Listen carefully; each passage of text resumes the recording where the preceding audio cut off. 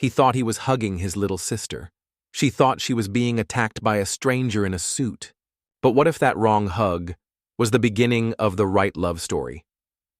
What happens when a powerful CEO, lost in the crowd and in his own life, accidentally embraces a woman who's just lost her job and maybe a little faith in the world? Could a mistaken moment at a busy train station unravel years of loneliness and stitch together two hearts from completely different worlds? She wasn't supposed to be there. He wasn't supposed to fall in love. And no one expected the chaos, the career risk, the stolen glances, and a bulldog named Winston who somehow became the unexpected hero. But here's the real question. Can love born from a mistake survive family pressure, corporate whispers, and their own fears? This is the story of Leona and Nathaniel, a story about timing, second chances, and the kind of love that doesn't knock, it collides. If you believe that sometimes the wrong person turns out to be the right one all along, share this video and subscribe to the channel so you never miss a single moment of this unforgettable journey. Now, let's begin the story. At exactly 6:45 in the evening, the Grand Elm station was swarming with people, the kind of crowd that felt like the entire city had decided to escape at once. Somewhere in that sea of motion stood Nathaniel Gray, a 43-year-old business tycoon, dressed like the cover of a luxury magazine, but looking as if he had been dropped into the wrong universe. Eyes darting, shoulders stiff. Nathaniel spun in slow circles, trying to keep calm. She said denim jacket, hair in a braid, sunflower print bag. He whispered to himself, scanning every face with growing impatience. Then, just a few meters ahead, his eyes locked onto what seemed like a perfect match. Denim jacket, messy braid, bag covered in sunflowers. That had to be her. Sophie, his little sister, always running late. Without a second thought, he moved swiftly through the crowd, with open arms and a grin he hadn't worn in weeks. He scooped the girl into a big hug from behind, lifting her slightly off the ground in excitement. There you are, late again. Huh. What were you doing? Solving crossword puzzles with strangers, but the girl didn't laugh. She didn't even move. She turned, slowly, sharply, and not with recognition, but with confusion. Then disbelief. Nathaniel froze. It wasn't Sophie. It was someone he had never seen in his life. Her eyes were wide with alarm. "What do you think you're doing?" she snapped, voice trembling somewhere between fear and fury. Nathaniel stepped back so fast he nearly lost his balance, bumping into someone's luggage. I'm so sorry. I mistook you for someone else," he stammered, hands raised. But the woman didn't give him the luxury of a pause. She swung her canvas bag hard into his shoulder. "You think it's okay to grab strangers like that?" she shouted. "Some kind of sick game to you." People around them began to glance over. Not quite a crowd, but enough eyes to make Nathaniel feel like the ground might swallow him. "I swear," he said, "I was looking for my sister. She said she'd be wearing exactly that jacket and bag." She cut him off with a glare that could have stopped traffic. "So your plan was to hug the first woman who checked those boxes?" Nathaniel rubbed his arm where the bag had hit. "That was careless. I admit it. But I meant no harm." She folded her arms, staring him down. "You rich types always think you can act without consequences. I don't blame you for being upset," Nathaniel replied, voice quieter now. "If it helps, you've got a solid swing." "My shoulder's still recovering." Her lips twitched. Not quite a smile, not quite forgiveness, but the tension in her shoulders softened. A security officer nearby paused, assessing the situation, then decided to move on. Clearly, this wasn't a threat, just a man in a suit who had made a deeply awkward mistake. "All right," Nathaniel said, slowly. "My name's Nathaniel. I usually know better than this. Today, Clearly wasn't one of those days.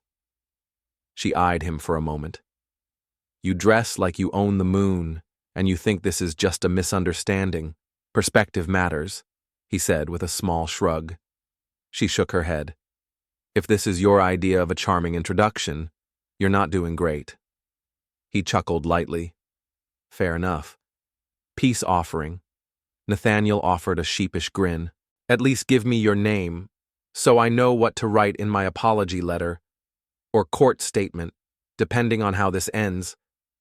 The girl let out a breath, half exasperated, half amused. Leona Brooks. I'm waiting for my mom. She's coming back from a weekend trip with her usual crew of bingo fanatics and dramatic television lovers. Nathaniel chuckled. Sounds like a wild crowd. Not as wild as being accidentally tackled by a billionaire in public, she replied, her tone dry. Please, he said, placing a hand on his chest in mock sincerity. Let's just call it a terribly mistimed, inspirational hug. Her eyes rolled toward the ceiling, but this time, the corners of her lips tugged upward. All right, Mr. Inspirational, she said. But do me a favor, don't make this a tradition. Just then, a familiar voice rang out behind him. Nathaniel. He turned to see Mira, his 20-year-old sister, trotting toward them, hair pulled back, wearing a faded denim jacket, but notably missing any kind of floral bag. There you are, she said breathlessly. I was late because some lady stopped me to ask if I'd been on a reality show. Can you believe that Nathaniel pointed at Leona, still standing nearby, the awkwardness lingering between them? I may have mistaken her for you, and hugged her like a lunatic. Mira glanced at Leona, then at her brother, her face slowly breaking into the kind of mischievous smile that could start fires in winter. Oh no. Are you two dating what? Nathaniel blurted. Of course not. Oh, come on. You never talk to strangers. And she's cute. Confident, too. I like her. I was just confused. Mira. Exactly. You confused her for your sister. That's fate. Or at least the start of a very dramatic romantic comedy. Leona, now trying not to laugh, glanced down at her shoes. We should get going, she said lightly. It's been interesting being someone else for a moment. She turned to Mira. Maybe next time, tell your brother to wear a warning label. Something like, may hug random strangers without notice. Or a reflective vest. Nathaniel added with a smile. To prevent further motivational incidents. Leona paused, gave him one last amused look. Just promise you won't crash my wedding someday, claiming it all began with Destiny's hug. And with that, she walked toward a petite older woman dragging a pale pink suitcase covered in quirky stickers. They embraced, laughter blooming between them like spring after rain. Nathaniel and Mira walked the opposite direction, his steps slower than usual. She really was lovely, Mira said thoughtfully. It was a mistake, he muttered. An embarrassing one. Sure. She nodded. But sometimes mistakes wear sunflower bags and have the kind of smile that could sell joy in jars. Nathaniel didn't answer. As they climbed into the car, he stole one last glance toward the platform. Leona was still there, laughing with her mother, who was pointing at something in a nearby shop window. He exhaled softly, shutting the door behind him. Maybe I should have asked for her full name, he murmured. Mira grinned like a cat with a secret. Too late.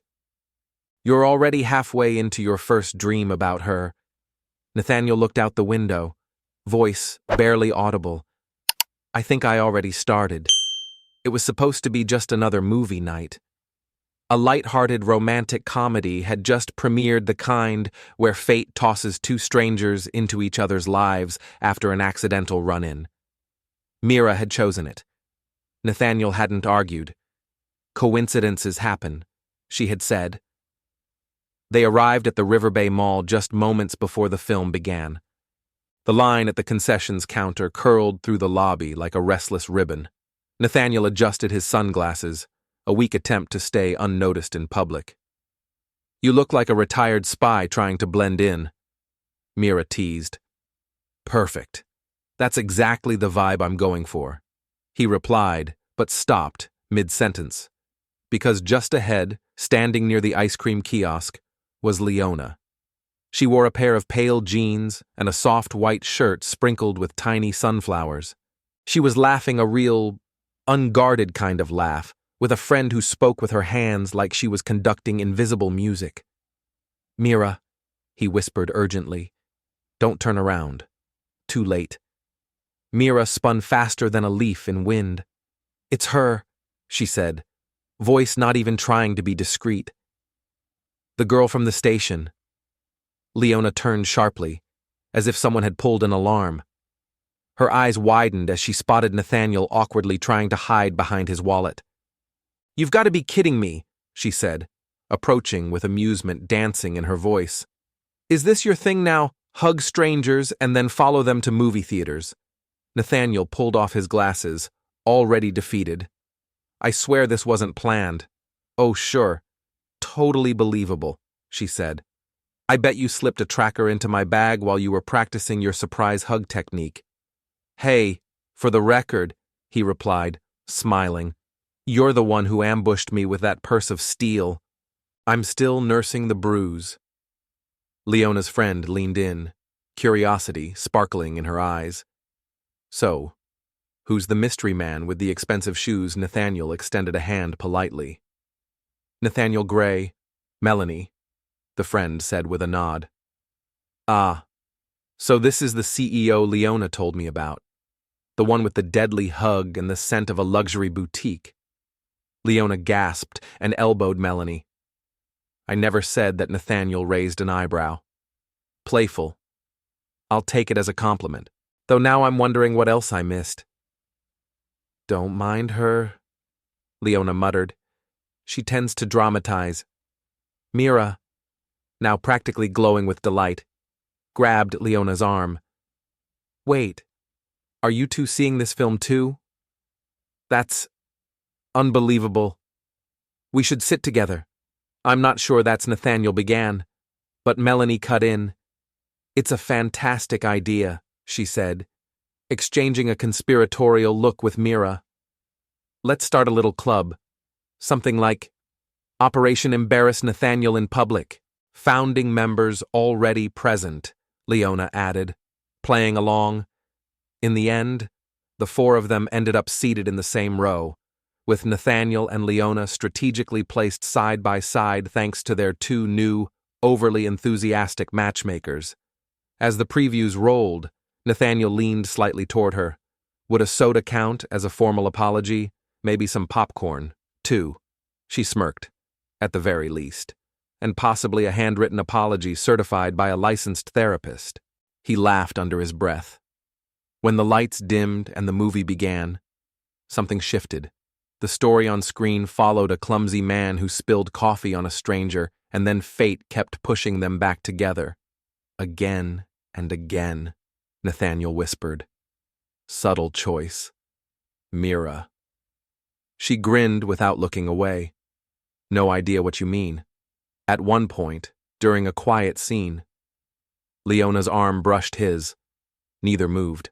It was the tiniest contact, barely a second, but it carried the spark of 1,000 thoughts. Nathaniel didn't look at her, but his heart was no longer watching the movie. By the time the credits rolled, they walked together to a nearby cafe. What began as polite conversation slowly unraveled into something warmer, effortless. Leona stirred her tea and glanced at the tabletop. "I used to work in event planning," she shared, "but things got complicated. I've been between jobs for a few months now." Nathaniel listened, genuinely. "The market's a mess right now," she added, offering a quiet smile that didn't reach her eyes. Leona stirred her milkshake with the tip of her straw, her voice light but laced with a trace of embarrassment. Apparently, people aren't too eager to hire someone whose last science-themed birthday party ended in an unexpected volcanic disaster, she said. What happened? Nathaniel asked, genuinely curious. It was a 7th birthday for a city councilman's son, she explained. Let's just say the kid doubled the vinegar in the baking soda volcano, and the poor man spent 2 weeks picking blue glitter out of his scalp. Melanie jumped in. It wasn't her fault. The boy got a little too enthusiastic. Tell that to the politician who looked like a disco ball exploded on his head, Leona replied, shaking her head. Nathaniel laughed deeply, sincerely in a way he hadn't in weeks. You know? He said, eyes still crinkled with amusement. My company's events division is looking for someone right now. You should apply. Leona raised an eyebrow, her voice full of dry charm. And under special skills, should I include ambushing executives in public spaces that might actually give you an edge? He grinned. Across the table, Mira and Melanie exchanged a look, the unmistakable look of two people silently celebrating the success of a plan. When it was time to part ways, they mysteriously excused themselves to go buy something urgent, leaving Leona and Nathaniel suddenly alone. They're not exactly masters of subtlety, Leona said, watching their retreating backs. Mira has the grace of an elephant doing ballet, Nathaniel replied. A gentle quiet settled between them, neither uncomfortable nor forced. They both started to speak at the same time. You go first, he offered. That job thing, she asked softly. Was that real, or was that your version of a smooth pickup line? He paused, then smiled. Both. We are hiring. And I do want to see you again. No surprise hugs this time. Promise. She looked at him for a moment, as if weighing something invisible. I do need a job, she said. But working for the man who tackled me at a train station, that's a story. The best stories always start with a little chaos. He replied. Leona chuckled, then pulled out her phone. All right then. Give me your number, I'll send over my resume tomorrow. Nathaniel shared his contact details, suddenly feeling the kind of nervous he hadn't felt since college interviews. When Mira and Melanie returned curiously empty-handed, they all said their goodbyes. In the car, Mira couldn't wipe the smirk off her face. What Nathaniel asked, pretending not to care. Oh, nothing, she said, staring out the window. Just thinking about what a charming maid of honor I'll be someday. Nathaniel rolled his eyes. We barely know each other, but you gave her your number, didn't you? He looked down at his phone and froze. I forgot to save her contact. Mira gasped. Seriously, Nathaniel, you really need help. That night, Nathaniel couldn't sleep. He lay awake, eyes fixed on the ceiling, replaying her laughter, her sunflower shirt, and the way her smile had carved a warmth into his chest that even the glow of success never had. Please send that resume, he thought. The next morning, Leona arrived at the towering headquarters of Greystone Hotels 40 minutes ahead of schedule.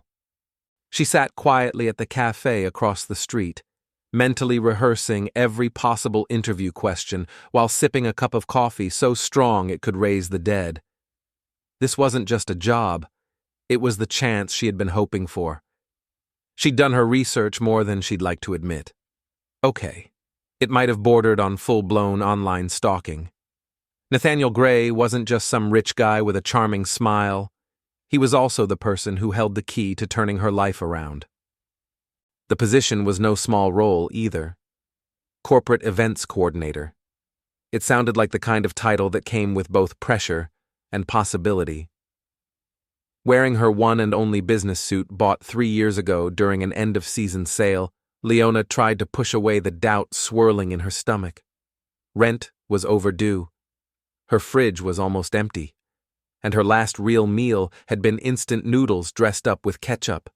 "You've got this, Leona," she whispered to herself in the mirror of her compact. "Just don't mention the train station incident, or the glitter, or the salsa mix-up at the Cohen's bar mitzvah."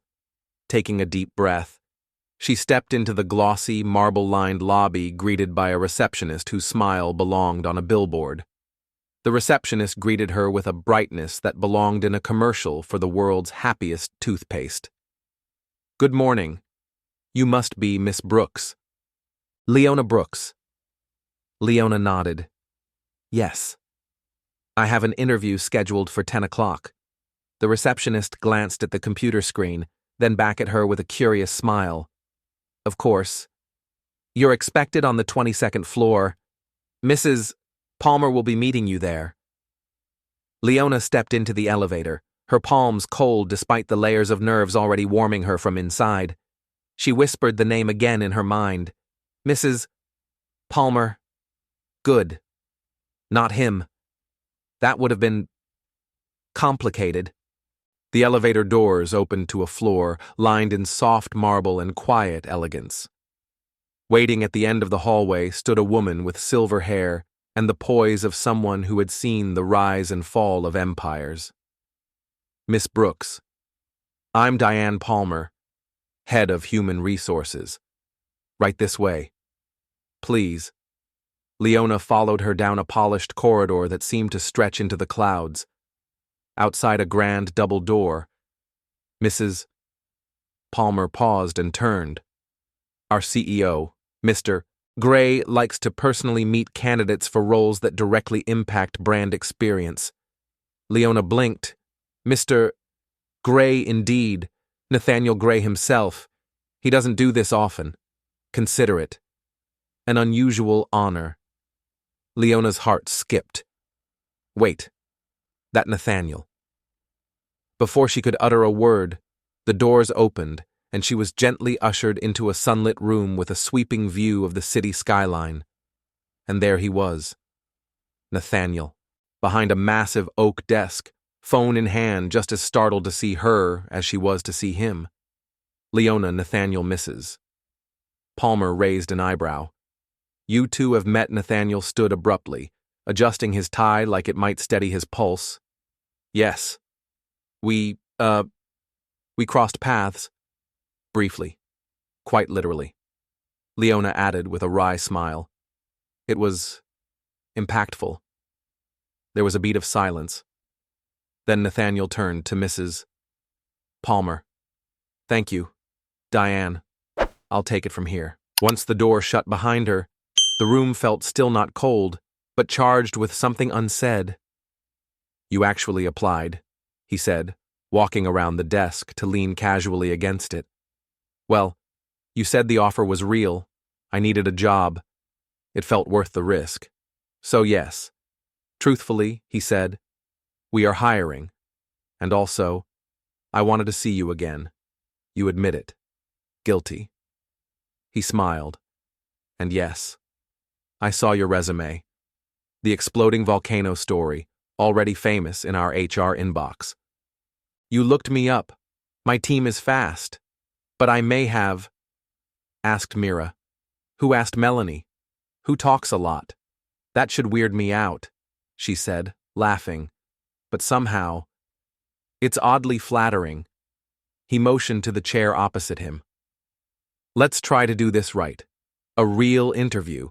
As if you didn't hug me from behind in a public train station, or as if you didn't call me a suit-wearing lunatic." He grinned. Despite the strangeness, the interview began, and to both their surprise, it flowed with ease. Nathaniel asked about her experience. Leona spoke about managing fundraisers, a food festival that almost fell apart. And that time, she had to find a new caterer 30 minutes before a medical conference because the original chef went into anaphylactic shock after touching shrimp. "Resourceful," Nathaniel noted. "And according to my CV, I speak 3 languages, English, Spanish, and enough Italian to order pasta and yell at taxi drivers." He chuckled, genuinely amused. "You're unlike anyone I've ever interviewed. In a please leave now kind of way, or..." No, he said, eyes meeting hers, in the best possible way. For a moment, the air between them softened. Leona looked down, cheeks warming. Nathaniel straightened the papers on his desk, an unnecessary distraction to stay professional. You'd be reporting directly to me, if this works out, he said. The role involves planning all high-level events. It's intense. She nodded. I can handle intense, but, he added, eyes glinting, you'd have to work closely with me. Think you could manage that without swinging handbags? She smiled. Only if you promise no more sneak attack hugs. Deal. Leona extended her hand, voice steady. Looks like we have an agreement. Mr. Gray. Nathaniel shook it gently. The handshake lingered. A few seconds longer than strictly necessary. Well then. Miss Brooks, welcome to Greystone Hotels, he said, the hint of a smile behind his formal tone. You'll be starting next Monday. As she stepped out of the office, Leona's heart felt lighter than it had in months. A steady paycheck. A role she could finally be proud of. And despite how it all began, a boss who was interesting. In a way she hadn't expected. Inside the elevator, her phone buzzed. Message from Nathaniel team alignment meeting tomorrow evening. 8 o'clock, Bellamy's restaurant. No yellow sweater required. Leona let out a soft laugh, typing back quickly. Reply, confirmed. No purse swinging at executives either. As the elevator doors opened, she stepped out with a strange new confidence, like someone had cracked open a window in a stuffy room. Something told her that tomorrow's meeting would be memorable. Bellamy's was the kind of restaurant Leona had only glimpsed on glossy magazine pages in waiting rooms, dim lighting, snow-white linens, and a wine list that looked like a medieval scroll. She wore her best dress, simple black, with a quiet elegance, and arrived precisely at 8. The maitre d' greeted her with a reserved expression, the kind that measured people in quiet glances. Good evening. I believe I have a reservation under Mr. Gray's name. It's for a team meeting. He gave a knowing nod. Yes, miss. Right this way. As they wove through the softly lit dining room, Leona took in the guests, all of them poised, polished, like they belonged in a fashion spread. At a private table tucked near a window that framed the city's skyline in gold. Nathaniel stood up. His smile was the kind that made rooms feel warmer. You came. You hired me yesterday. Skipping the first team meeting would have been a terrible career move. She replied with a grin. He pulled out her chair, in a gesture that felt both outdated and unexpectedly sweet. Leona looked around. So, where's the rest of the team? Nathaniel looked sheepish. Well, this is a slightly more personal meeting. I wanted to talk about how we'll work together. Directly. Ah, she said, raising one eyebrow. A private alignment discussion. In one of the city's most romantic restaurants. Naturally. If it feels inappropriate. I understand, he said quickly, sincerity in his voice. You're free to leave. Leona smoothed her napkin onto her lap, her smile easy, and missed the chance to dine somewhere where the bottled water costs more than what I used to make in a day. Not a chance. The awkwardness melted quickly. To her surprise, Nathaniel was nothing like the image she had built in her mind. He was relaxed, open, even self-deprecating. Not once did he mention profits or property values. Instead, he told her about his worst day on the job. So the governor gets trapped in the elevator. The 5-tier cake starts melting in the lobby, and my tuxedo ruined, an exploding champagne bottle, left me in just boxers and panic. Leona nearly snorted into her wine. What did you do? I improvised. Grabbed a tablecloth, tied it around like a Roman senator, sprinted up to the rooftop, stole a waiter's spare uniform 2 sizes too large and made it back just in time to play the hero, and the governor never knew. All he saw was a man with suspenders, rolled-up sleeves, and enough confidence to fake competence. Leona shook her head, laughing. And now I understand why your job listing said must be quick on your feet. Exactly. Then, his voice lowered just a little. You have no idea how rare it is, he said, meeting her eyes, to sit across from someone who isn't trying to impress me, who's just themselves. For a moment, the room faded into a quiet sort of stillness, and neither of them tried to break it. Leona grinned as she reached for her glass. Who says I'm not trying to impress you? I haven't dropped a single fork tonight. That's a new personal best. Their conversation shifted easily into quieter, more personal stories. Leona shared how she'd grown up as the only child of a literature teacher who was obsessed with dramatic telenovelas from Mexico, and how her childhood smelled like old books and afternoon coffee. Nathaniel spoke more slowly, his voice thoughtful. I took over the business when I was 26, he said, slowly circling his wine in the glass. My father fell ill suddenly, and there wasn't really time to think. I just stepped in. Leona listened, the room seeming to quiet around them. Sometimes it feels like I'm living a version of my life that was handed to me, he continued, not the one I actually dreamed of. She tilted her head. What was the dream? He hesitated, then smiled shyly. I wanted to be an architect. I used to spend hours sketching buildings. I still have a drawer full of blueprints no one's ever seen.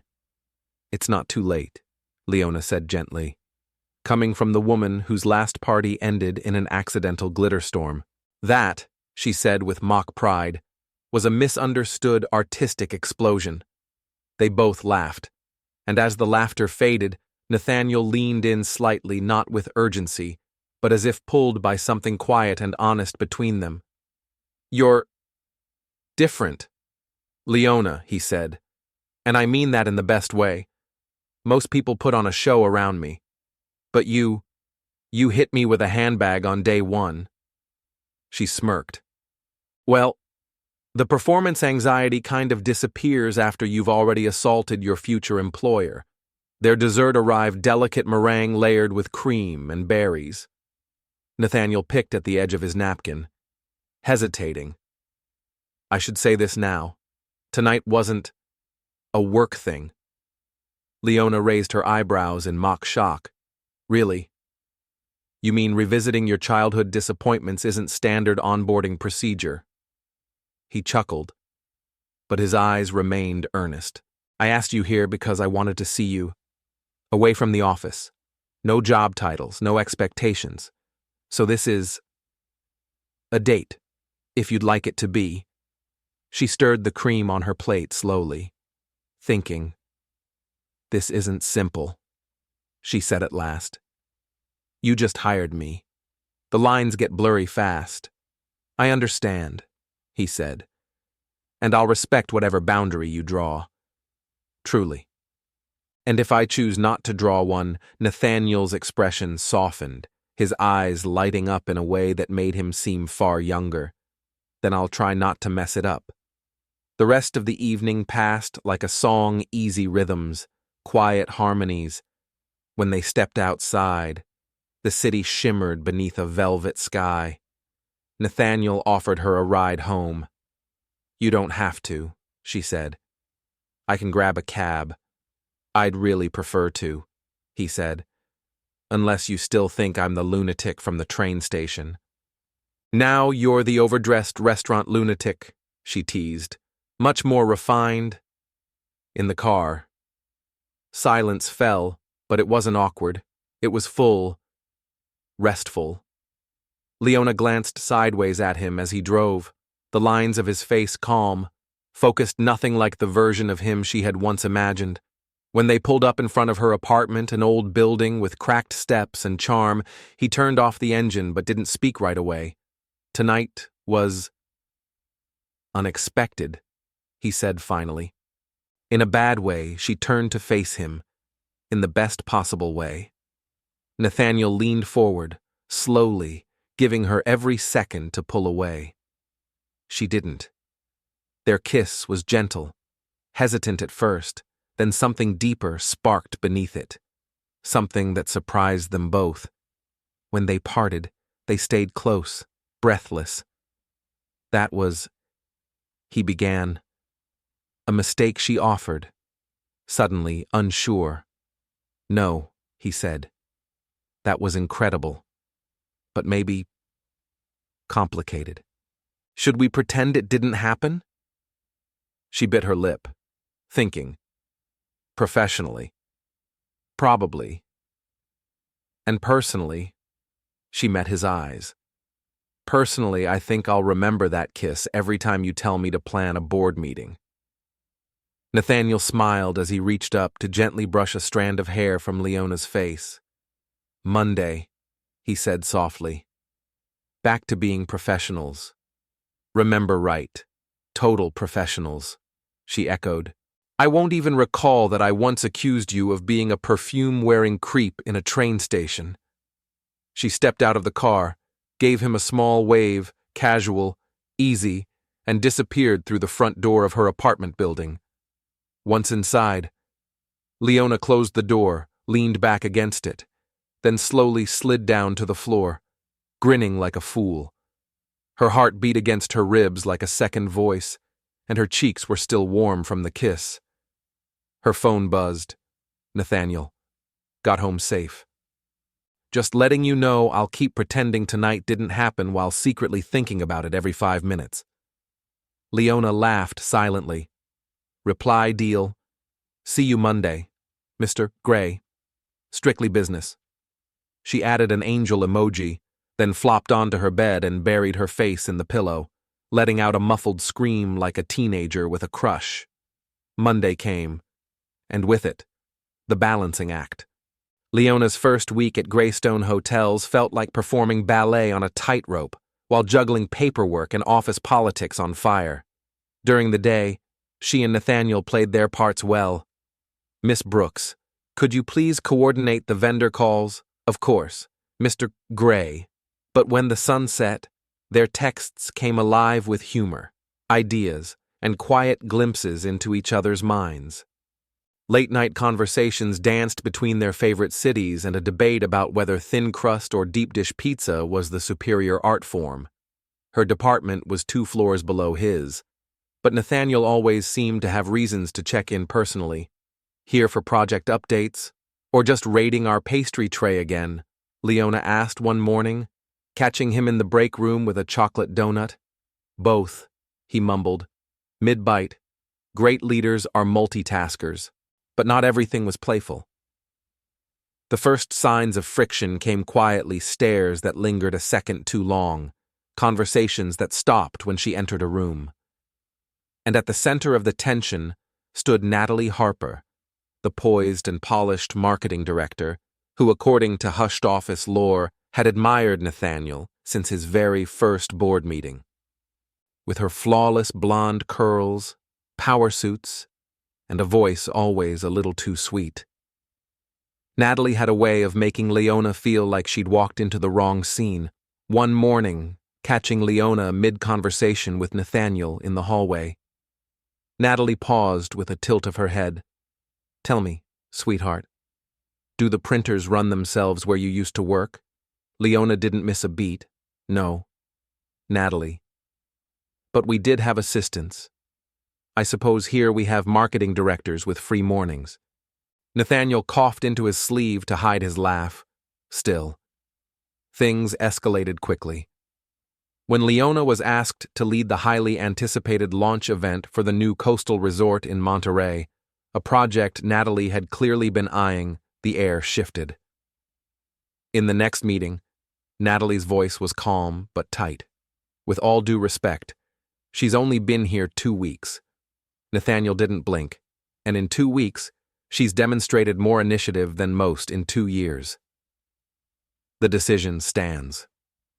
Later that evening, Leona returned to her desk to find a folded note. No one climbs this fast unless they're climbing over someone. Watch yourself. She crushed the paper in her fist. Her jaw clenched, but the sting of it had already landed.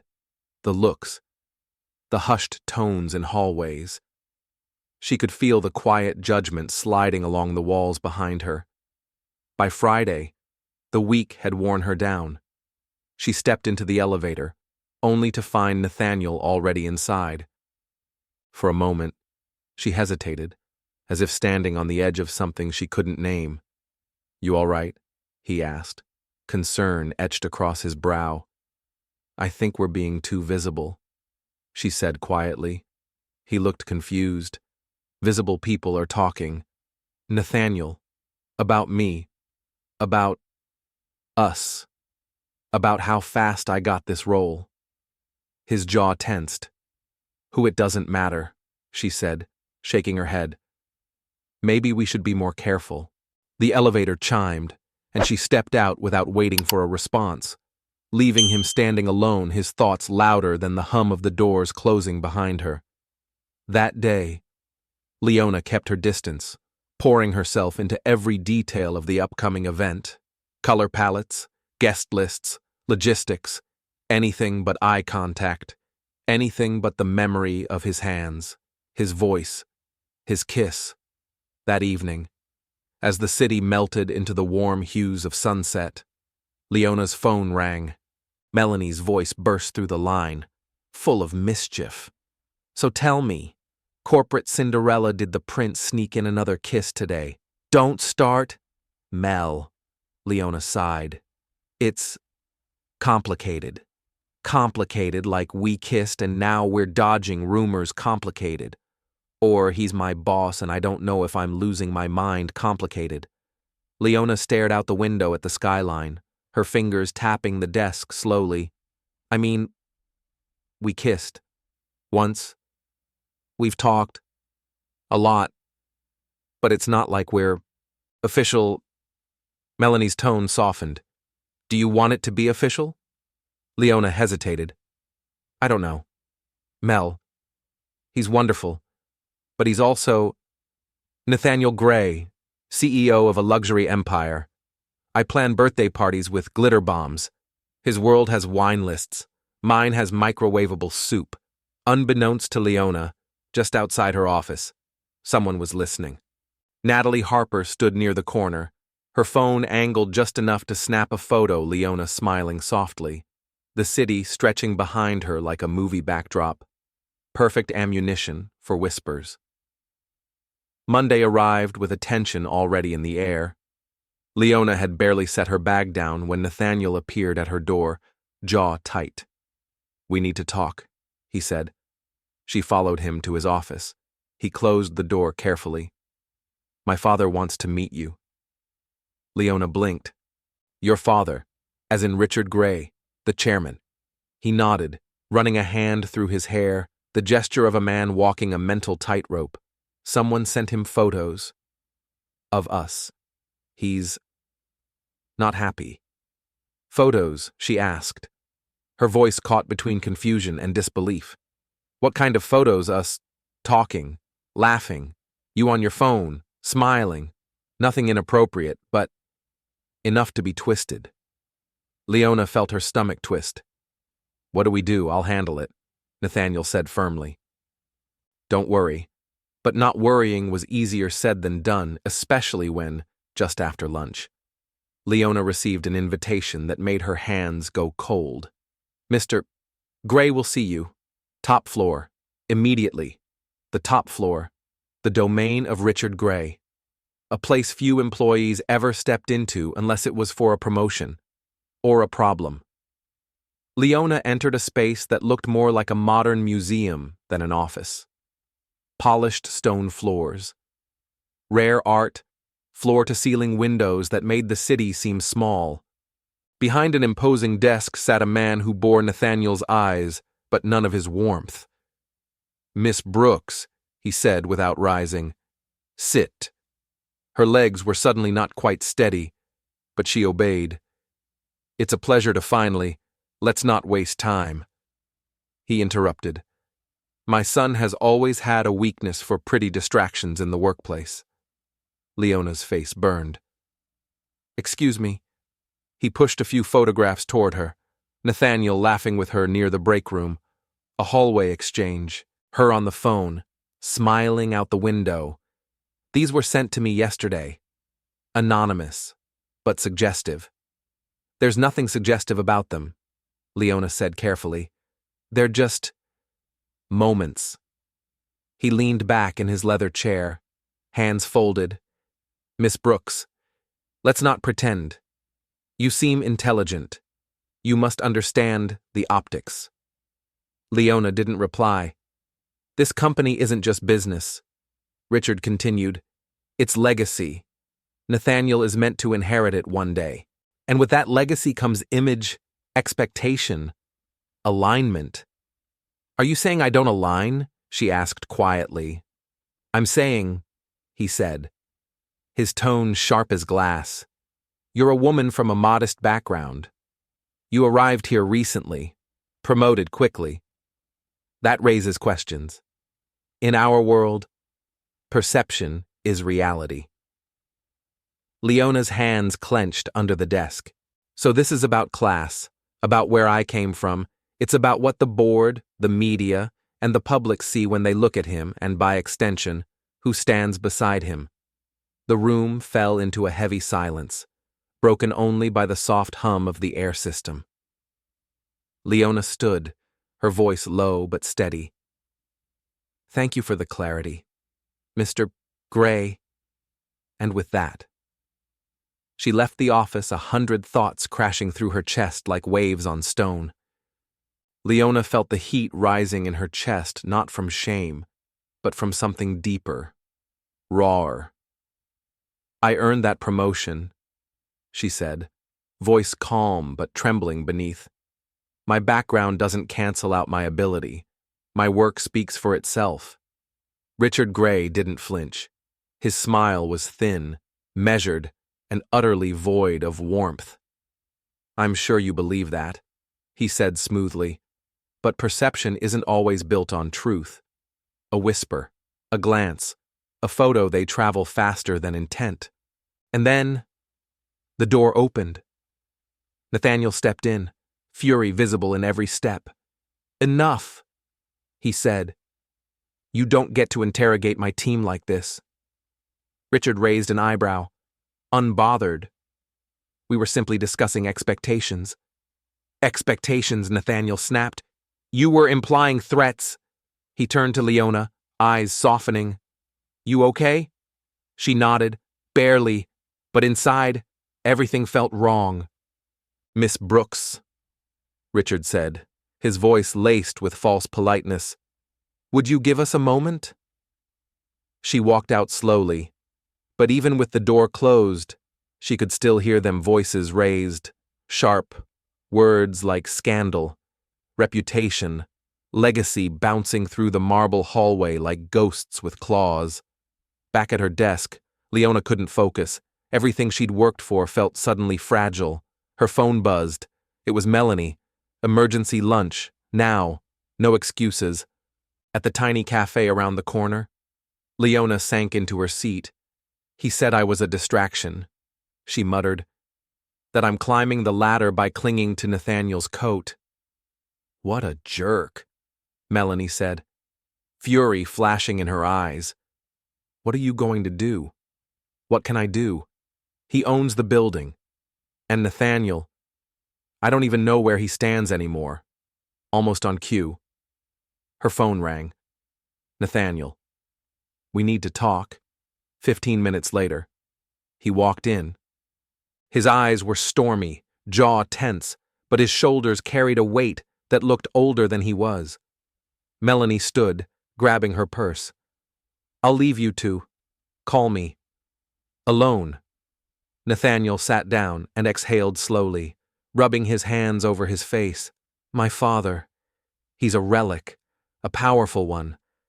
But that doesn't make him right. He said he'd ruin me, Leona said, her voice barely above a whisper. That if we continue whatever this is, he'll bury my career before it even begins. Nathaniel looked like someone had punched him in the chest. And what is this? Nathaniel, is it something real? Or just a moment that got out of hand? I don't want you to have to choose, he said softly. But what if I want to choose? Her voice cracked. Then it's the wrong choice. We've known each other, 3 weeks, and it started with a hug that shouldn't have happened. His eyes flashed, pain surfacing. So that's all it was to you. A mistake. No, she whispered. But maybe a mistake that grew too fast. Too soon. And now it's a fire we can't control. Tension twisted in the space between them. Maybe I should quit, Leona said, standing abruptly. Maybe that's the only way to stop the rumors. No, Nathaniel said firmly. You worked hard to get here, and yet everyone believes I didn't. Her eyes glistened, that I just slept my way into a title. Nathaniel winced, as if her words had struck bone. That's not how people see you. No, then why am I in your father's email inbox, framed like a scandal? Natalie sent those pictures, he said quietly. She's always known how to play dirty. This isn't a game, Nathaniel. It's my name, my career, your heart. He finished gently. She didn't answer. Tears threatened behind her eyes. It's not fair, she whispered. I finally found a place where I felt alive again. I found you, and now I have to choose. You don't, he said. Let me deal with my father. I'll fight this, even if it means losing everything he built. Leona looked at him, this man who once seemed so distant, now willing to burn his own name for her. But do you even want that legacy, she asked. He paused. Sometimes. I'm not sure. She picked up her bag, steadying her breath. I need space, time. I need to think. Leona, he started, but she was already walking away. I'm resigning tomorrow, Leona said softly. Nathaniel blinked. That might make sense for everyone, but not for me. His voice faltered at the edge of those words. She leaned forward gently, brushing her lips against his forehead, a goodbye disguised as tenderness. Thank you, she whispered, for hugging the wrong girl that day. Then she stood and walked out of the cafe, her spine straight, her heart breaking. The tears didn't come until she was alone, blending into the faceless rhythm of the city. She wandered the sidewalks like a sleepwalker, her phone buzzing again and again with his name, but she couldn't bring herself to look. Not yet. That night, she lay in bed staring at the ceiling, the walls feeling both too close and far too empty. In the early hours, she opened her laptop and typed the letter, a short, quiet resignation, no drama, no accusations, just a closing line. Thank you for the opportunity. She clicked send and immediately shut the laptop. The reply came faster than she expected. Nathaniel, please, let me make this right. Don't walk away from us. But she already had. From the job, from the fantasy, from the boy who wore tailored suits and made her believe in something foolish that a mistaken embrace could rewrite a life. 2 weeks passed like mist. 2 weeks of unanswered emails, ignored calls, half-hearted interviews, and nights that ended with her staring at the dark ceiling, hoping sleep would swallow her whole. Her phone had finally gone quiet. Even Nathaniel had stopped reaching out. Leona was eating soggy cereal in her bathrobe again when Melanie barged into the apartment without knocking. That's it, she announced. Good morning to you too, Leona said dully. Melanie put her hands on her hips. This tragic indie film girl routine. It ends today. I'm fine. I sent out 3 resumes this morning. Melanie blinked. Wow. A whole 3. Should we alert the press? She dropped onto the couch with a dramatic sigh. What about Nathaniel? What about him? Leona muttered, pushing the cereal away. He tried, "You ghosted. Now, nothing." Then he got the message. "Or maybe," Melanie said, narrowing her eyes, "he's just as wrecked as you are." "I'm not wrecked," Leona said. "Right, which explains the 3-day-old shirt and the growing shrine of takeout boxes in your kitchen." Meanwhile, in Nathaniel's office, the chaos was quieter, but just as consuming. Papers gathered dust. Meetings were delayed. His inbox overflowed. No one asked questions.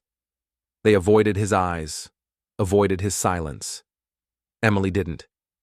She strode in and dropped a glossy magazine on his desk. "Forbes cover," she said. "Congratulations.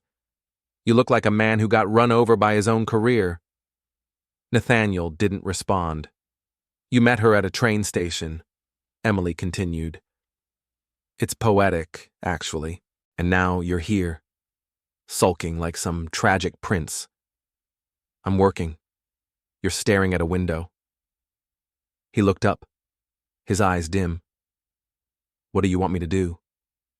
She said goodbye. And you let her." Emily crossed her arms. "You're the guy who closed that impossible deal in the Bahamas. Remember the one who kept the Tokyo branch alive when no one believed it could be done? Now you're stuck because you care." Nathaniel rubbed his temples. "It's not the same. No, it's worse. Because this matters." She sat on the edge of the desk. "She made you laugh, Nathaniel. She made you real again." He didn't argue, because she was right. "You can either keep sitting here waiting for time to do the healing," Emily said, "or you can do something." That night, Nathaniel drove through the city aimlessly, headlights cutting through the dark. Without realizing, he ended up outside her building. The window on the 3rd floor glowed. He sat in the car for a long time, staring at it, wondering if she was reading, laughing, crying. Then his phone rang. Natalie. He stared at the name, unmoving. "William." Her voice came through, clipped and urgent. "We have a problem. The Malibu launch is spiraling. Everything's been off balance since Miss Brooks walked out." "Not now." "Natalie," Nathaniel said, his voice low. "But the launch," I said. "Not now." He ended the call and stared back at the soft-lit window on the 3rd floor, his eyes tired, his heart unsure. Inside that room, Leona was doing her best to focus on a movie, but the screen blurred in and out of meaning. Her thoughts, as usual, drifted back to him. The doorbell startled her. "Who is it?" she asked through the intercom, her voice unsure. "Delivery. For Leona Brooks, curious." She threw on a sweater and headed downstairs. But when she arrived, the lobby was empty, no delivery person. Just a small box on the front counter with her name neatly written on the lid. Inside was a phone. On the screen, a note in Nathaniel's handwriting, "Press play." She hesitated, then tapped the voice recorder icon. His voice filled the space. "Leona, if you're hearing this, it means Emily managed to get this to you. And yeah, this is probably one of the stranger things I've done." He laughed nervously, a soft, uncertain sound. "I've been trying to find the right words for 2 weeks, but the truth is, I'm terrible at speaking when it counts." There was a pause, the sound of him breathing, real and vulnerable. "I understand why you left. You were thrown into a storm you didn't ask for. The whispers, the judgment, my father. None of that was fair." Leona could feel the tears gathering, but she didn't stop the recording. "But here's the truth. That hug in the train station, it was a mistake, but it was the best mistake of my life." Her breath caught. "I know it sounds impossible. We haven't known each other long, but when I'm around you, I feel like I can exhale." like I'm not wearing a mask. I'm not Nathaniel Gray, CEO. I'm just me. There was another pause, longer this time, and today. I stood up to him, to my father. I told him you weren't negotiable, that if he wants me to carry this legacy, it has to include the people who make me whole in whatever way they choose to be in my life. Now, Leona was crying, the phone pressed tightly in her hand.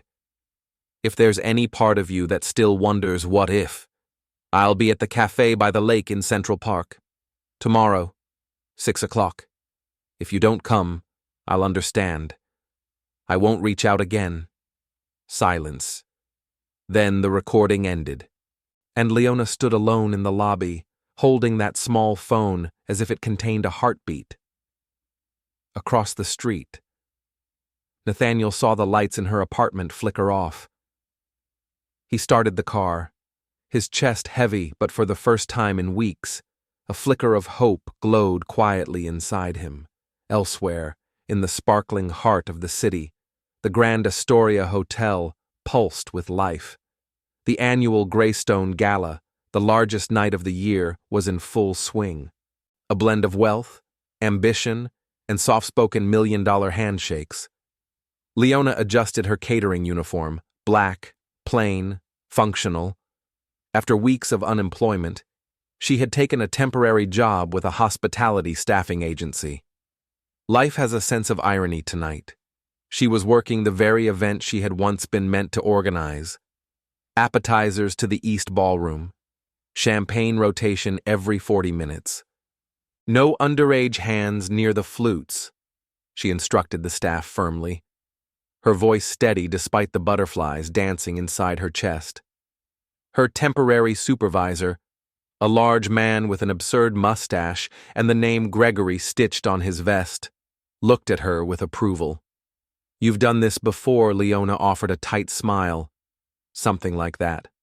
Across the room, Nathaniel stood near the bar, adjusting his tie for the 5th time, barely hearing the investor beside him drone on about projected occupancy trends.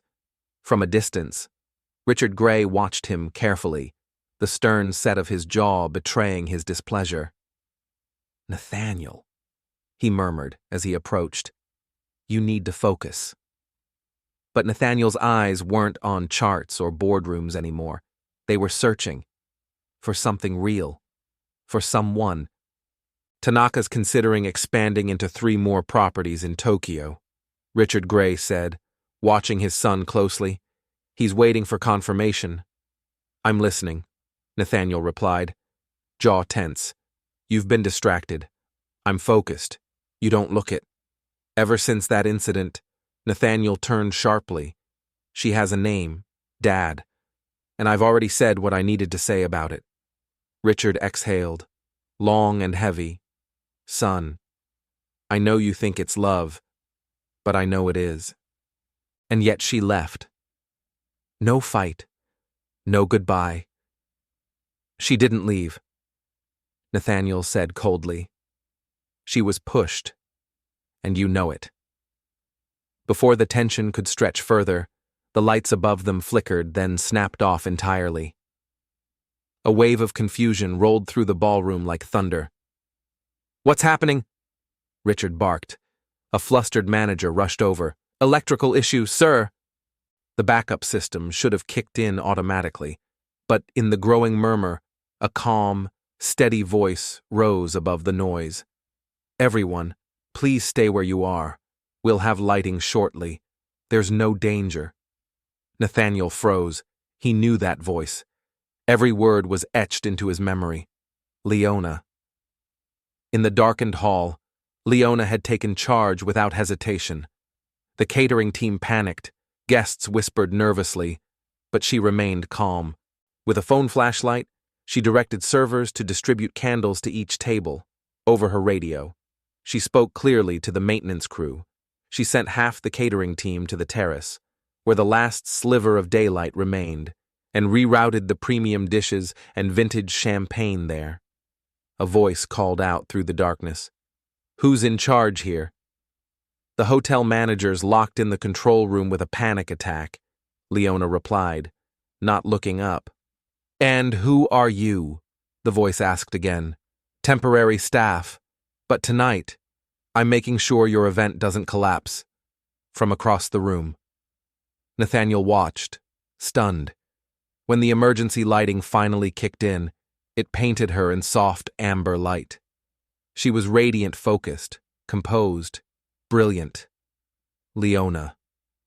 He breathed. She turned, her breath catching as their eyes met. Nathaniel. Richard's gaze bounced between them. You know her? He asked. Though the answer was obvious, Leona straightened her spine. Mr. Gray, if you'll excuse me, I have a crisis to manage. She walked away without hesitation, leaving father and son in silence. It's her, Richard said at last.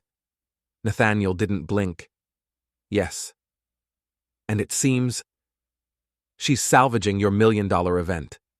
For the next half hour, Leona orchestrated a rescue mission worthy of legends. Guests were smoothly relocated. Music was adapted. A pianist who turned out to be the spouse of a travel executive agreed to play on the terrace. Servers floated through the crowd with trays of warm appetizers, lit by candles and laughter.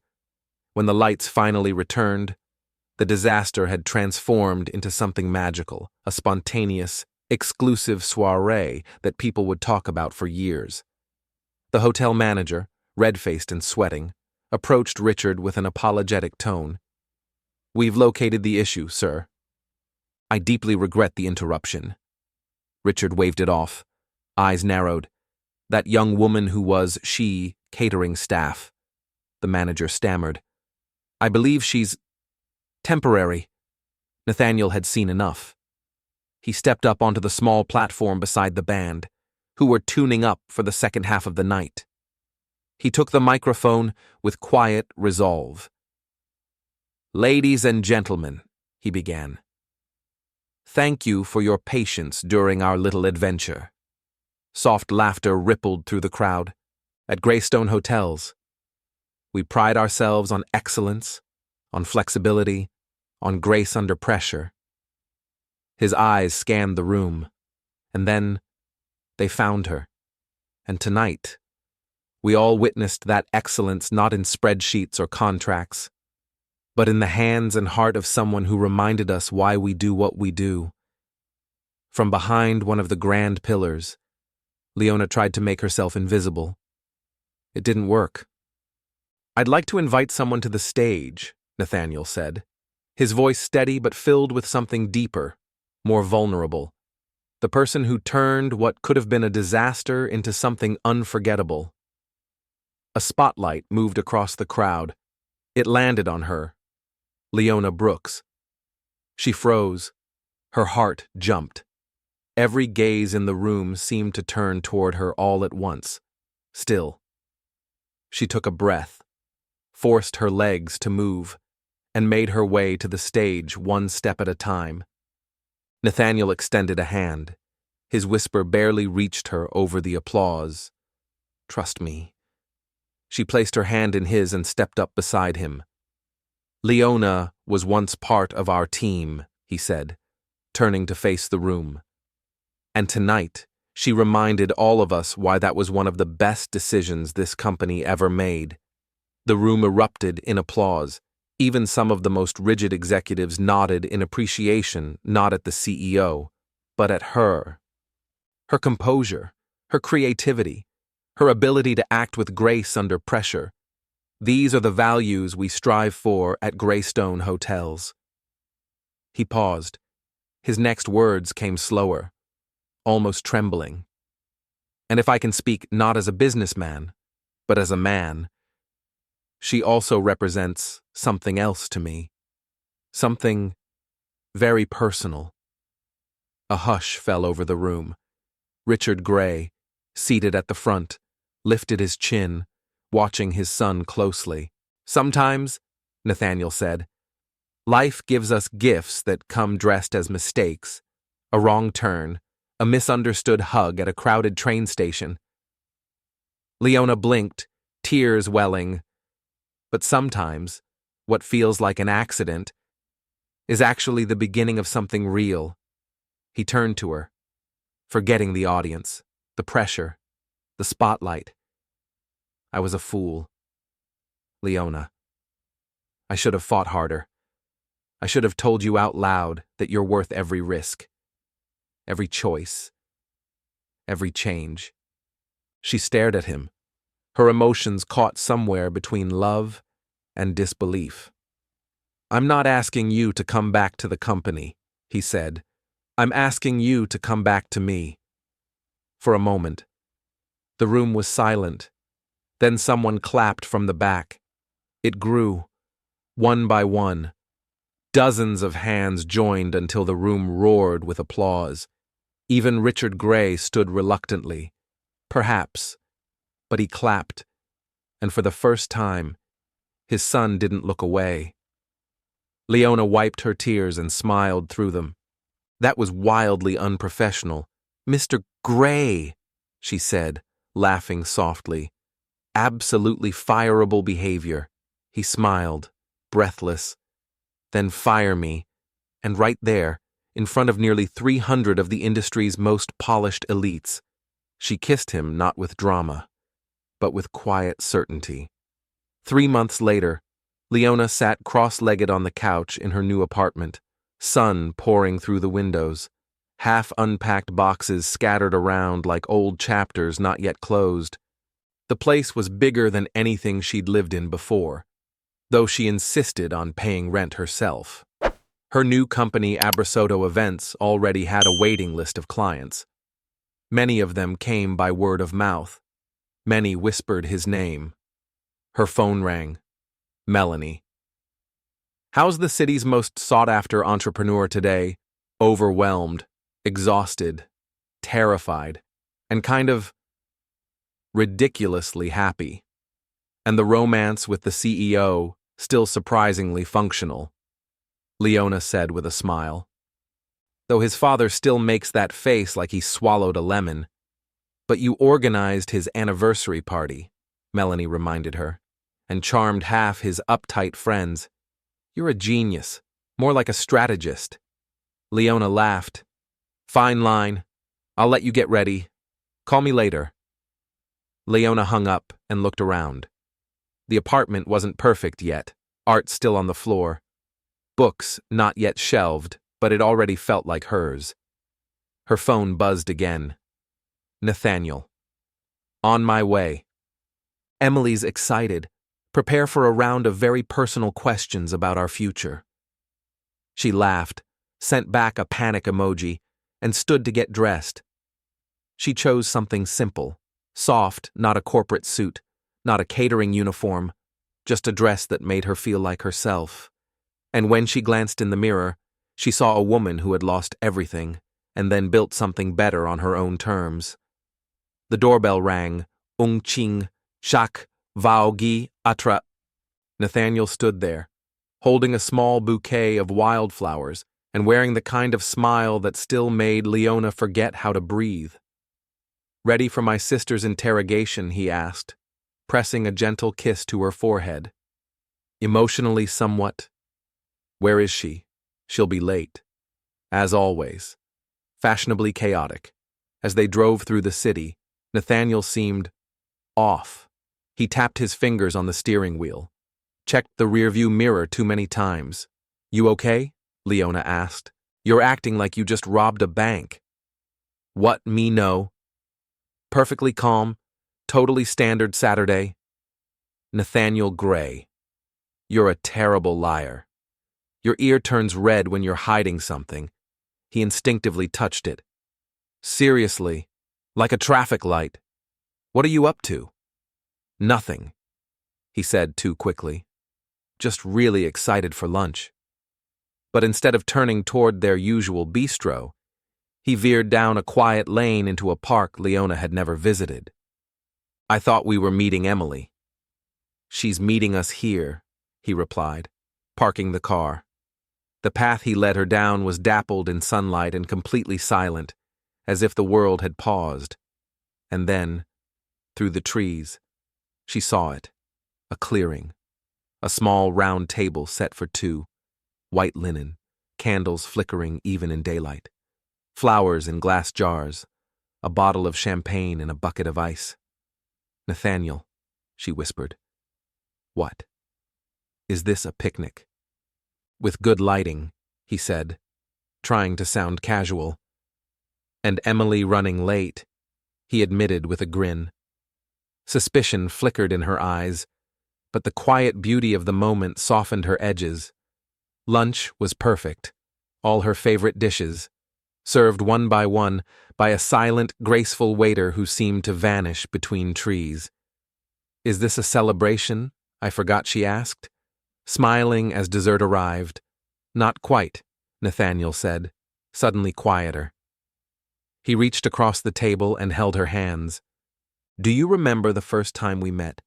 You mean the time you assaulted me with affection at the train station? I call it accidental hugging under chaotic circumstances.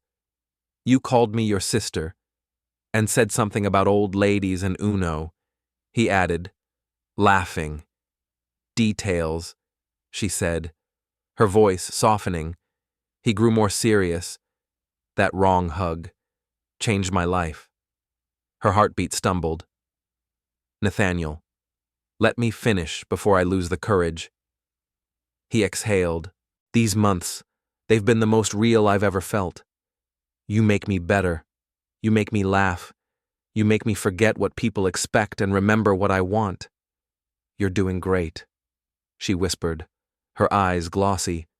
"And what I want." He reached into his pocket, is to make one more ridiculous, life-changing mistake. At that moment, a group emerged from behind the trees. Emily, Melanie, her mother. Even Richard Gray, slightly awkward, slightly overdressed, but smiling with something that resembled genuine warmth. "What is happening?" Leona asked, spinning toward him. Nathaniel dropped to one knee. "Leona Brooks," he said, his voice steady now. "Will you make the mistake of marrying me?" He opened a ring box. Leona gasped and laughed. "That's not even my size." "I know." He groaned. "Emily gave me the wrong one, but I have a plan B." He pulled out a second, smaller box. Inside was a simpler ring, elegant, understated, perfect. "I always have a backup." She was laughing and crying all at once. "This is insane," she said. "We've only known each other for, what, 5 months, 4 months, 2 weeks, and 3 days." Emily shouted from the trees. "You're counting Nathaniel called?" "Obviously."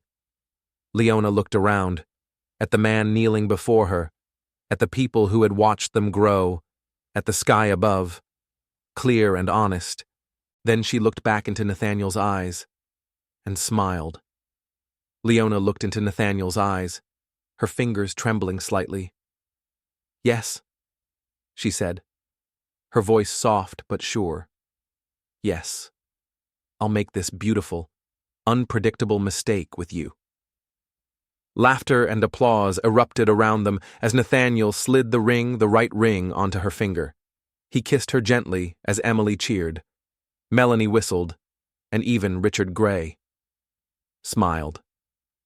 He blinked fast, discreetly brushing the corner of his eye. Leona's mother ran forward and hugged her daughter tightly. "My daughter, marrying the man who hugged her by accident," she said.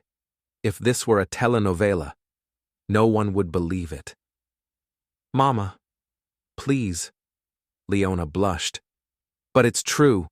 You're the humble girl with a wild purse who won over the CEO." Nathaniel reached for her hand with sincerity. "I promise I'll take good care of her, Mrs. Brooks."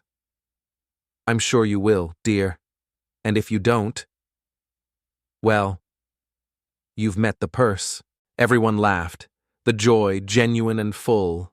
Later, as the sun dipped low, Leona and Nathaniel sat on a quiet bench in the park, the last golden light catching in her hair. So, future Mrs. Gray, he teased. Actually, future Mrs. Brooks Gray, she corrected, grinning. He nodded. Of course. How could I forget any regrets, he asked, brushing his thumb over her hand. Leona looked down at the ring, then up at the man beside her. Just one, she said thoughtfully. What's that? That I didn't bring a bigger purse that day. I might have knocked you out completely. Nathaniel laughed, pulling her close. I love you, you impossible, wonderful woman. I love you too, you ridiculous man in a suit. It was a clear, warm Saturday morning when Leona stood in the bridal suite, her heart thudding wildly as Melanie adjusted the hem of her gown. Stop moving, Melanie hissed through pins clenched in her teeth. I can't. I think I'm having a full-body panic. You'll be fine, Melanie said, unless a meteor crashes into the ceremony, and even then, we'll improvise. Emily entered, holding 2 glasses of champagne. How's the bravest bride in the world? She's vibrating. Melanie answered. Help me hold her down. Emily handed Leona a glass. Nathaniel's equally terrified, if that helps.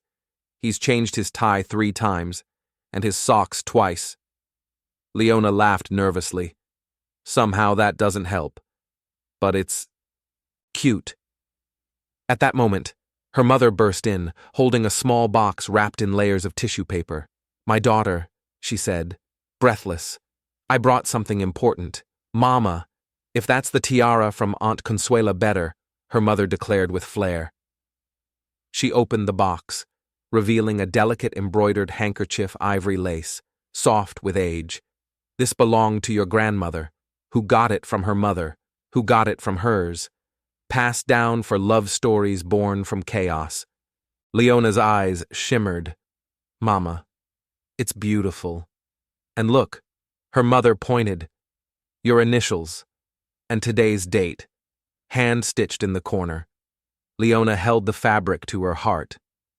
When did you even have time to? A mother always finds time, her mother said, brushing Leona's hair from her face. Especially when her daughter is marrying a man who could have chosen anyone but chose to hug a stranger at a train station. The room filled with laughter, warm, full, healing. Emily raised her glass. To the best mistake ever made.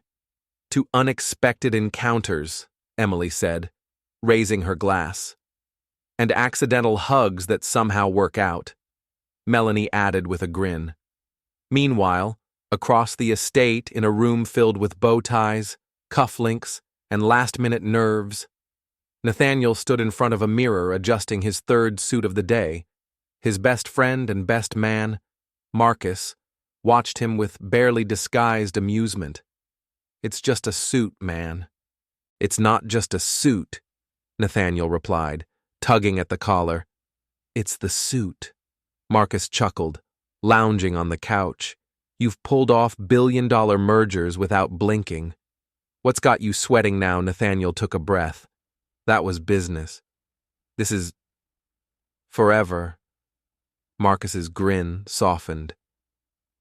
You sure about that? He asked, a rare seriousness in his voice. You two haven't known each other long. Nathaniel paused, meeting his friend's eyes in the mirror. I'm more sure of her than I've been about anything in my life, he said quietly. She's like the missing piece I didn't even know I was missing. Marcus smiled. Then I'm happy for you, man. And I can't wait to see what kind of chaos the next 50 years brings. Just then, Richard Gray entered the room immaculate in a slate gray suit, but there was a rare gentleness in his expression. Son, he said, are you ready? I think so. Nathaniel replied, one last tug at the tie. Richard stepped forward, placing both hands on his son's shoulders. I was wrong about her. I know. No, he said firmly. You don't. I was really, truly wrong. She's not just what you need. She's what this family needs. Nathaniel blinked, surprised. Who are you? And what did you do with Richard Gray? The older man laughed a sound so rare that Marcus glanced over in disbelief. Let's just say your mother reminded me that happiness isn't found in boardrooms. And I realized I'd rather watch my son live than walk a life I scripted for him. From his jacket, he pulled out a small blue velvet box. This belonged to your grandmother, he said. She asked me to give it to the woman who would truly win your heart. Nathaniel opened it carefully. Inside lay a delicate gold bracelet, studded with small sapphires. She's going to love this, Nathaniel murmured. It's her something blue, Richard added with a smile. And for the record, your grandmother also said it had to go to the girl who makes you laugh more than you cry. Nathaniel swallowed hard. Thank you, Dad. Outside in the garden. Guests began to arrive. The setup was quietly elegant, just as Leona had insisted, a balance of soft florals, warm wood, and quiet charm. No extravagance, no showy displays. Gregory, the man with the unforgettable mustache and a heart twice the size of his former ego, now served as volunteer coordinator. He directed guests with the same passion he once used to manage kitchens, refusing payment. He said it was honor enough, Nathaniel told Marcus, watching him gesture guests toward their seats. Apparently, he wants to be known as the man who helped orchestrate the wedding of the woman who tamed the lion of hospitality. You've got quite a reputation to live up to, Marcus teased. The ceremony was set for 4 o'clock. At 3:50, the DJ still hadn't arrived. At 3:55, Leona's grandmother realized she'd left her dentures at the hotel. At 4, half the guests were seated, but the officiant was nowhere to be found. And surprisingly, perhaps shockingly, Natalie Harper arrived, hair perfectly curled, dress understated, for once. She took a seat near the back, unnoticed by many, but not by Leona. Even more surprising than her arrival was what she was about to do next. Natalie Harper was crouched behind the sound system, sleeves rolled up, hair slightly undone, not her usual state of being. Emily stared at her, puzzled. Natalie, are you? DJing Natalie didn't look up. Let's just say, buying your bridesmaid dress was my official apology. This is my unofficial one. She tapped her phone again, adjusting the emergency playlist. Nobody deserves a wedding without music. Not even someone who once nearly stole my job. Emily blinked. You really have changed. Natalie smiled faintly. Or maybe I finally got out of my own way. Behind the scenes, Leona was fighting off more than butterflies. Her mother had gone from sobbing to fretting in 90-second intervals. What if your father sings the family song and everyone thinks it's weird? What if these high society people think we're too much? Leona took her mother's hands gently. Mama, if there's one thing I've learned, it's that wealth does not equal culture. Half these people couldn't tell Puccini from primetime TV.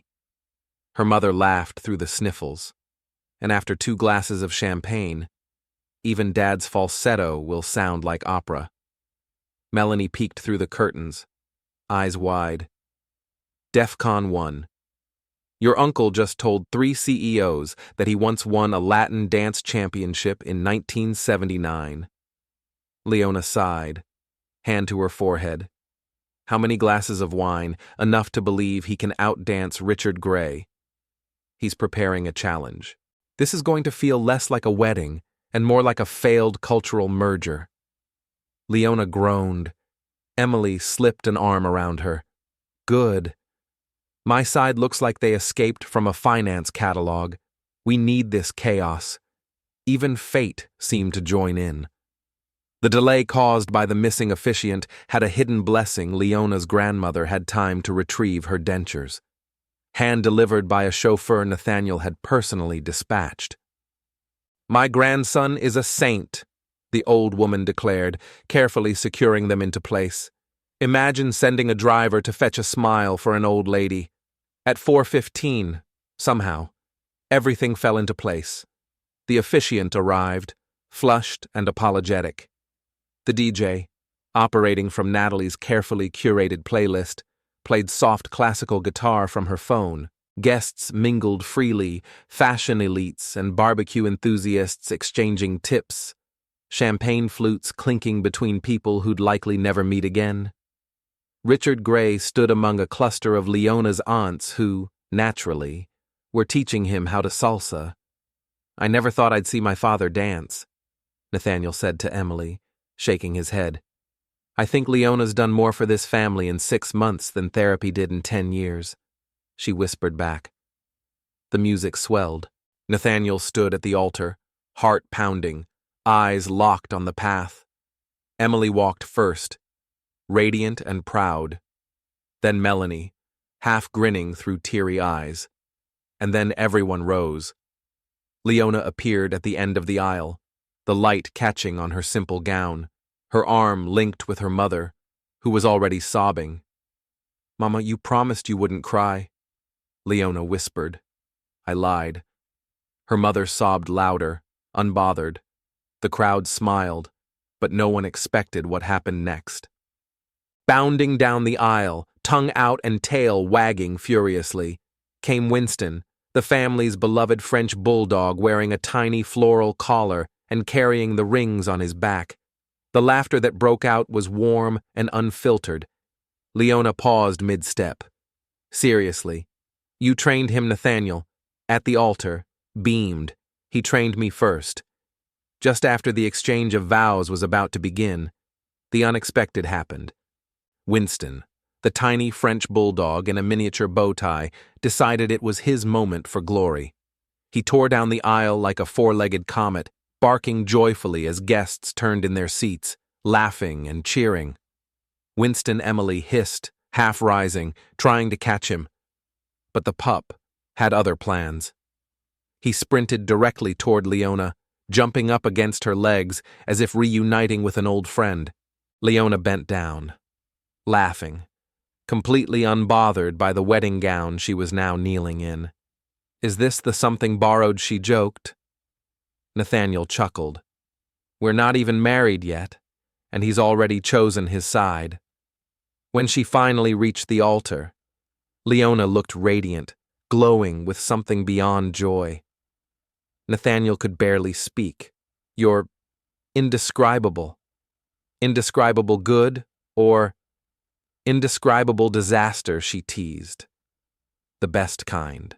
The kind that makes everything else fade away." The officiant cleared his throat, preparing to begin, but before he could utter a word, Richard Gray stood up. A quiet ripple spread across the crowd. "I'd like to say something, if I may." Nathaniel and Leona exchanged a glance. Richard straightened his jacket, then looked out across the guests. "When my son told me he was marrying a woman he met less than 6 months ago, a woman he literally mistook for someone else at a train station, I thought he'd gone mad." Laughter was held in tension, unsure of the direction, but then, Richard continued, his voice gentler, "I watched him change. I saw him smile more, speak softer, stand straighter, as if something lost had been returned to him." Leona felt her throat tighten. "And I realized something sometimes. The best things in life begin as mistakes." He turned to her directly. "Leona, welcome to the Gray family. We're opinionated, dramatic, and usually late. But from now on, we're also yours."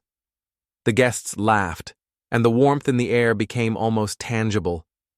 Richard sat down, quietly, proud. Then came the moment. The officiant asked for the rings, and once again, Winston rose to the occasion. From where he'd been snoozing near Emily's shoes, the little dog trotted up the aisle with purpose, a small ring pillow attached to his collar like a tiny hero's cape. A wave of delighted laughter followed. "Well," the officiant said, smiling, Looks like we found our ring bearer. Nathaniel knelt, unfastened the rings, and patted Winston on the head.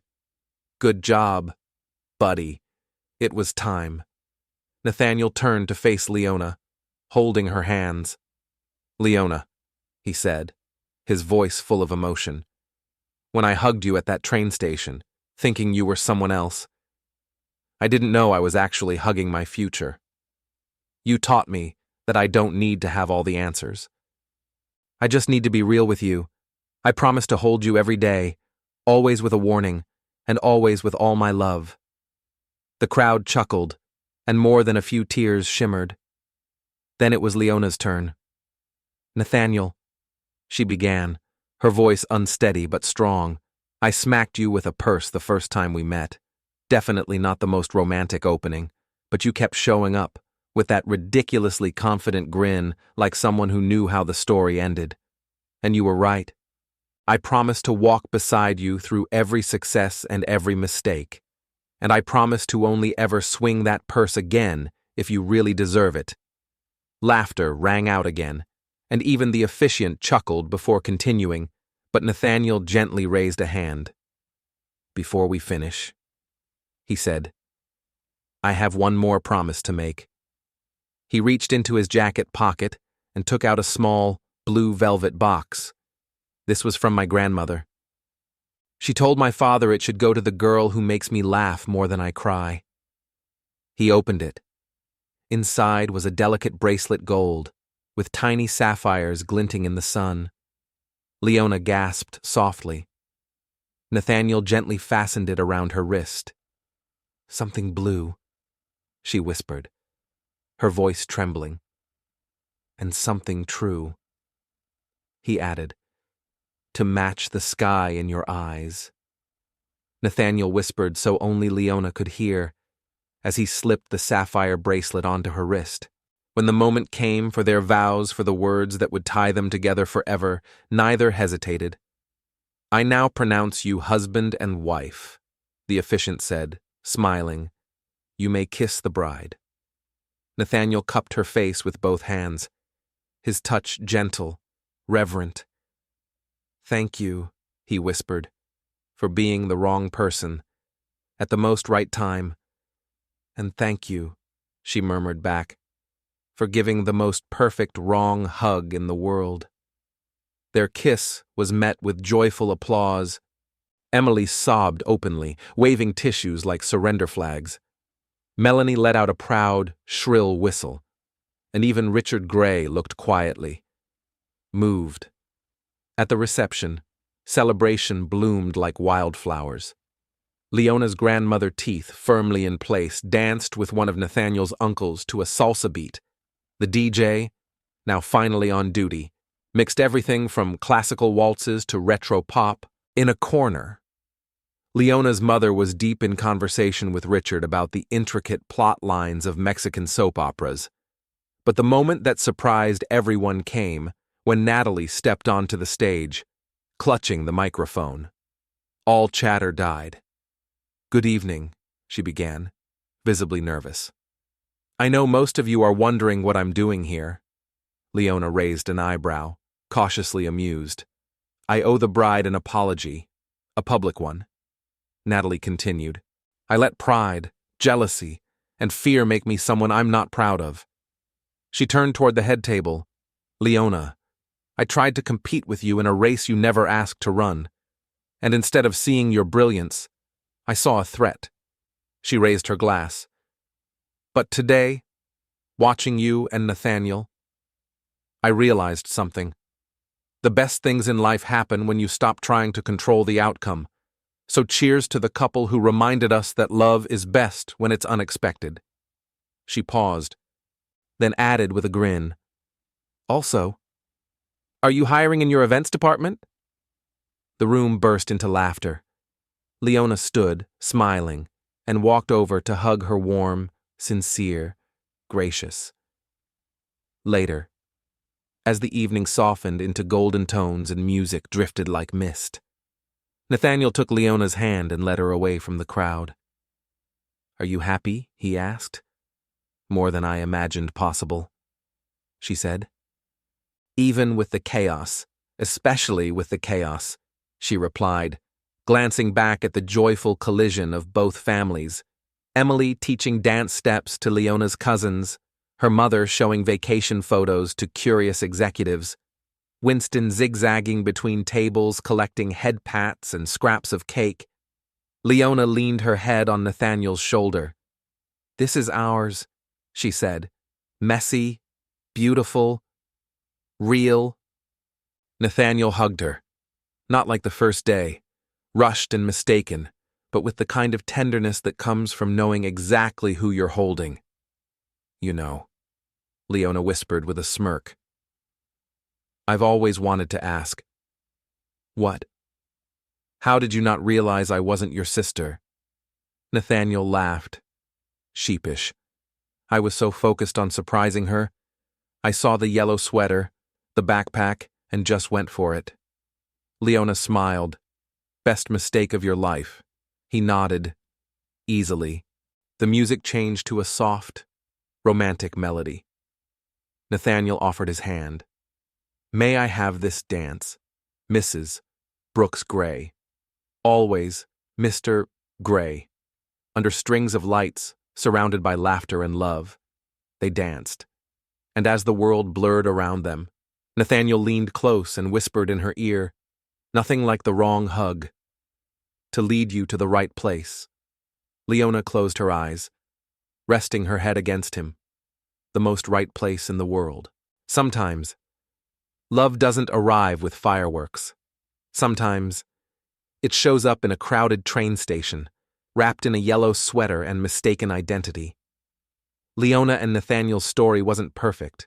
It was chaotic, clumsy, and wildly unexpected. But maybe that's what made it real. Because love doesn't need a flawless beginning. It just needs two people brave enough to stay even when everything starts with a mistake. So the next time life throws you off course, remember, the wrong turn might be leading you home, and the person you weren't supposed to meet might be the one who changes everything. If this story moved you, made you smile, or reminded you of someone special, don't forget to like, share, and subscribe to our channel. There are more stories waiting, ones that touch the heart, stir the soul, and remind us that we're never as alone as we think. Thanks for watching. And until next time, hug carefully. Or maybe you don't. You never know where it might lead.